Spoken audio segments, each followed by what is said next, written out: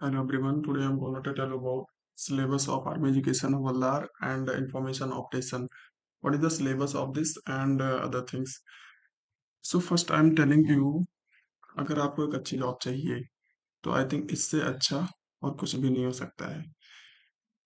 ये बहुत अच्छी जॉब है, इसमें आपको न ज़्यादा कहीं जाने की ज़रूरत है। आपकी ड्यूटी जहाँ तक मुझे लग रहा है कि यही पंचमढ़ी मध्य प्रदेश में ही रहेगी। तो जिसमें आपको एज ए इंडियन आर्मी अगर सब करना है तो आई थिंक इसमें एजुकेशन के उस इसमें आपको बहुत अच्छा चांस मिला हुआ है। तो इसमें सबसे पहले बता दें, जो थ्री मतलब 3 से 4 पोस्ट है। फर्स्ट है तुम्हारा आपका आईटी साइबर पोस्ट है, दूसरा इंफॉर्मेशन ऑपरेशन और तीसरा लिंग्विस्टिक, जिसमें आपको चीनी, रूसी और अरबी लैंग्वेज आनी चाहिए। उसके बाद ही आप अप्लाई कर सकते हैं। मैं पिछली वीडियो में ही बता दिया था कि अगर आपका बीएससी, बीसी और एमसी और बीटेक वूटेक कर रखे हैं तो आप इसमें आईटी साइबर के उसमें अप्लाई कर सकते हैं। और अगर अगर आपका सिंपल बी ए बीएससी है तो भी अप्लाई कर सकते हैं, लेकिन आपको बोनस के तौर पे 30% मार्क नहीं मिलेंगे, 30 मार्क्स नहीं मिलेंगे। ठीक है। तो अगर आपको आप फिल कर रहे हैं सिंपल बीएससी तो आपको ज़्यादा एफर्ट डालनी पड़ेगी, क्योंकि ये सब पोस्ट क्या है इसमें। अगर मैं अभी मैं आपको इसका सिलेबस दिखाऊंगा तो आप इस सिलेबस देख के सोचेंगे कि हाँ, शायद उनको चांस ज़्यादा मिल सकता है। और जैसे मैं इंफॉर्मेशन ऑपरेशन के बारे में बात करूँ तो इसमें आप देख सकते हैं कि इसमें भी सारा ये लिखा हुआ। अगर आप इससे हैं तो आप जरूर करिए, आप किसी भी उससे आप भर सकते हो, एग्जाम भी होगा, अच्छे से दीजिए। 30 नंबर फाइनल लिस्ट में जुड़ेगा, तो फाइनल लिस्ट में क्या पता वो पहुंचे नहीं, आप ही का चांस मिल जाए, तो आप इसको फिल जरूर करिए। आई थिंक इससे अच्छी पोस्ट और कोई हो नहीं सकती है। ठीक है। इसमें 2-3 स्टेप है जिसको आपको अगर इसमें लेना है सिलेक्शन तो आपको फॉलो करने पड़ेंगे। सबसे पहले आप अनमैरिज होनी चाहिए। दूसरी चीज़ है कि आपकी हाइट वाइट दी है, तो इसमें अपना टाइम नहीं वेस्ट करेंगे, हम फिर आगे करके आपको बताते हैं। सबसे पहले इसमें प्रोसेस क्या क्या है। सो फर्स्ट है, अगर हम एग्जाम पैटर्न के बारे में बात करें तो इसमें आपको 50 नंबर का एक एग्जाम होगा सबसे पहले। इसके लिए आपको 1 घंटे का टाइम मिलेगा। इसमें जीएससी के क्वेश्चन आएंगे, अंग्रेजी आएगी, सिंपल इंग्लिश और गणित आएगी, मैथ। जो आई थिंक 2-3 क्वेश्चन रहते हैं जो 10th लेवल के, और 12-12 14-14 क्वेश्चन आते हैं कुल मिलाकर के, जिसमें 7-8 क्वेश्चन आपको कैलकुलस और इससे सबसे मिलते हैं। ठीक है, इंटीग्रल पार्ट से। और अगर आप जिस स्पोर्ट्स के लिए अप्लाई करते हैं उससे रिलेटेड आपको 100 क्वेश्चन रहेंगे, 100 मार्क्स के, और आपको 2 घंटे टाइम मिले। टोटल 3 घंटे का होता है, जिसमें आपको 40% मार्क्स दोनों में लाना है, ये जरूरी है। और ऐसी भी गारंटी नहीं कि अगर 40% लाते तो आपका हो ही जाएगा। इसमें क्या है, आप जितनी सीट है उसी के हिसाब से ये आपको बुलाते हैं। ठीक है। तो फिर नेक्स्ट, अगर हम आप इसके सिलेबस के बारे में बात करते हैं तो आज मेरा मेन ही मोटिव है कि आपको इसके सिलेबस आपको दिखाना और उसके बारे में बताना। तो चलिए, हम आपके सिलेबस यहाँ से अभी मैं वेबसाइट से डाउनलोड किया हूँ, जिसमें क्या है इसके सिलेबस में सबसे पहले देखो सिंपल सा लिखा 50 मार्क्स मैथमेटिक्स टू रीजनिंग, और दूसरा क्या है आईटी साइबर कॉन्सेप्ट 50 मार्क्स। ठीक है। और अगर मैं अब देखो सिलेबस क्या है, पेपर वन में क्या क्या आएगा। इसमें सबसे पहले लिख रखे हैं कि the test will include questions relating to India and neighboring countries, specially pertaining of history, culture and geography. मतलब सिंपल सा, इसमें कुछ है नहीं। देखो बुक्स एंड ऑथर, ये सारे छोटे छोटे टॉपिक है, उसको रिवाइज कर लो। और अगर आप किसी भी चीज़ की प्रिपरेशन कर रहे हैं तो इससे आपका ये वाला पोर्शन निकल जाएगा। दूसरा, अगर मैं बात करूँ, अब इंग्लिश अभी आपके टाइम को 3 घंटे का, तो एक टॉपिक उठाओ और अच्छे से बिल्कुल इसको पढ़ डालो। और इजी ज़्यादा तो हार्ड नहीं है। प्रीपोजिशन, इंट्रोडक्शन और कंजक्शन, मोडाल्स और प्रेजेंट टेंस फॉर्म, और ये सब सारी टाइप्स ऑफ कितने टाइप्स के होते हैं, uses, others area, idioms and phrases. Mathematics की बात में, मैथमेटिक्स में देखिए मैं आपको बता रहा था कि इसमें अलजेब्रा का पार्ट आ रहा है, मैट्रिक्स, डिटर्मिनेंट्स और नंबर सिस्टम। एक दो क्वेश्चन देखिए यहाँ से भी मिल रहा है, और आपकी ट्रिग्नोमेट्री देखो 9th और 10th का है, 11th का है, वो भी आ रहा है। ठीक है। अब मैं बात करता हूँ आईटी साइबर पोस्ट के लिए, जो सिलेबस का सेकंड पेपर है।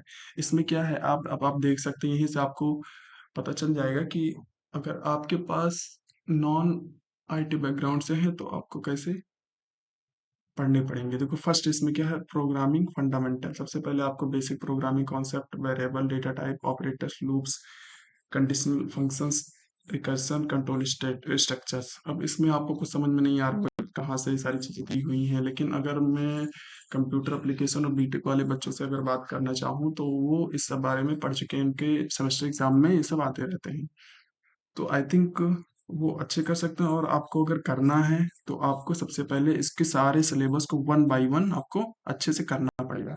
ठीक है, तो डेटा स्ट्रक्चर एल्गोरिदम क्या है, इसमें शॉर्ट, मेगा शॉर्ट और फिर और ऑब्जेक्ट ओरिएंटेड प्रोग्रामिंग लैंग्वेजेस है, इनहेरिटेंस, डेटा टाइप प्रोग्रामिंग, ये सारे देखो वन बाय वन सारे इसमें दिए हुए हैं क्या क्या है। ठीक है, सिंपल सा है, इसमें कुछ करना नहीं है, बस आपको एक एक टॉपिक उठाना है, पाइथन और बेस, उसके बाद वेब डेवलपमेंट प्रोग्रामिंग, आपको front end HTML CSS JavaScript के बारे में सिंपल नॉलेज होनी चाहिए। कोई ऑब्जेक्टिव टाइप क्वेश्चन आते हैं, कुछ ऐसा है नहीं जिसमें आपको प्रॉब्लम हो सकती है। ठीक है, साइबर सिक्योरिटी कॉन्सेप्ट आना चाहिए, मतलब एक ऐसा लिख रखा है कि आपको सारे पूरे उसमें आना ही चाहिए, तभी आप ये क्वालिफाई हो सकता है। देखो PKI पब्लिक की इंफ्रास्ट्रक्चर, उसके बाद computer network, OCI TCPI model, देखो मॉडल सबसे सारी सारी चीज़ें कोई इसमें बाकी नहीं है जो इसमें ना हो। Cyber crime loss, machine learning, quantum computing, ये बहुत अच्छा टॉपिक है। उसके बाद अब हम इलेक्ट्रॉनिक्स की बात करें, उसी में देखो सिलेबस में एक छोटा सा टॉपिक इसमें ये भी दिया है, ये इलेक्ट्रॉनिक्स कहाँ गया, ये इलेक्ट्रॉनिक्स का। ठीक है, इलेक्ट्रॉनिक्स में आपका दिया है, देखो इलेक्ट्रॉनिक्स में क्या क्या है, क्या क्या है, basic circuit theory, network analysis, semiconductor device, electric circuit, C programming, data structure, microprocessor and microcontroller. ठीक है, उसके बाद फिर केमिस्ट्री, आपको थोड़ी दो तीन क्वेश्चन केमिस्ट्री के भी, इनऑर्गेनिक केमिस्ट्री से इतने क्वेश्चन, और मतलब सिंपल सिंपल आप कर लेंगे तो इतना आराम से हो सकता है। ये आपकी, मैं IT साइबर के बारे में अभी तक बात कर रहा था। सिलेबस अच्छा है, अगर आपके बारे में बताएंगे तो मैंने, मेरे पास इसके नोट्स भी हैं, आई कैन प्रोवाइड यू। अगर मैं दूसरा इसमें पोस्ट इंफॉर्मेशन ऑपरेशंस का, इसमें क्या है, जनरल अवेयरनेस, जनरल इंग्लिश और मैथमेटिक्स, जो 50 क्वेश्चन तो दोनों पोस्ट के लिए सेम ही है, लेकिन जो दूसरा पेपर होगा इसमें फिर चेंज हो जाते हैं। इसमें क्या है, 50 क्वेश्चन आएंगे, उसके बाद इलेक्ट्रॉनिक, केमिस्ट्री, मैथमेटिक्स, सिंपल सा ये भी रहेगा। ये सिंपल पहला तो सारा सेम ही है, टेंस और सारी चीजें, इसमें क्या हो गया। उसके बाद मैथमेटिक्स भी वही सेम ही है। यहाँ से आपका जो सेकंड पेपर ये चेंज होता है। सेकंड पेपर में क्या है, आपको इंफॉर्मेशन ऑपरेशन कॉन्सेप्ट आते ही तब आप इसको कर पाएंगे। टेक्निकल बेसिक प्रोग्रामिंग, सबसे पहले प्रोग्रामिंग आनी चाहिए, स्क्रिप्टिंग, बेसिक वेब डेवलपमेंट आना चाहिए। उसके बाद data analytics and visualisation, data analyse, data visualisation, power BI, ये सब सारी चीज़ इसमें विजुअलाइजेशन में आते हैं। EDA, मीडिया लिटरेसी, एथिक्स, तो मुझे लग रहा है इसका सिलेबस तो छोटा है उस वाले से। ऑडियो एंड विजुअल टूल्स, ये सारे दे रखे हैं, इसको आपको अच्छे से करेंगे तो आपका आराम से हो जाएगा, कोई प्रॉब्लम नहीं है। ठीक है, इलेक्ट्रॉनिक्स तो सेम ही रहेगा दोनों में, फिर ये भी सेम ही है, तो कुछ करना नहीं है। अगर मेरे पास IT साइबर पोस्ट का नोट्स है कि मैं प्रिपेयर कर रहा हूँ, तो वो हो सकता है आराम से, इसमें कोई प्रॉब्लम नहीं है।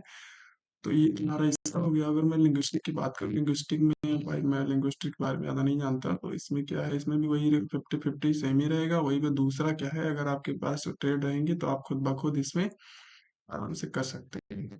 ठीक है, और ये इसका सिलेबस दिया हुआ है, Chinese language, Russian language, Persian, ये सारी लैंग्वेज के बारे में अगर आप किए होंगे तो आपको खुद ब खुद इसके बारे में आइडिया कुछ ना कुछ होगा। ठीक है, तो ये था इसका सिलेबस। और इसके बारे में अगर आपको और भी ज़्यादा बात करनी है तो आप इसके कमेंट करिए, मैं I will try to provide you everything on this, for this post. I think this is the one of the best post if you want to serve as a